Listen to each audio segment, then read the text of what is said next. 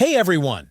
In this quick tutorial, I'm going to show you exactly how to fix the permissions turned off error when you're trying to upload a photo or video on X, formerly known as Twitter.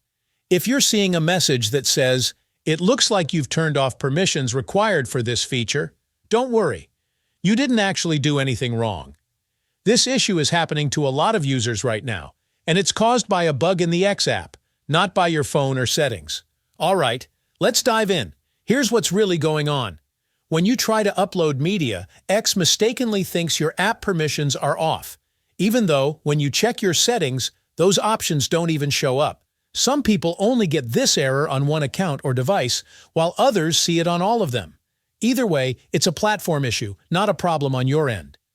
Now let me show you the quick fix that actually works. Open your phone's gallery and find the photo or video you want to upload.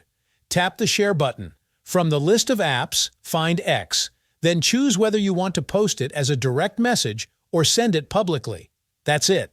This method should let you post or send your media without seeing that annoying error message.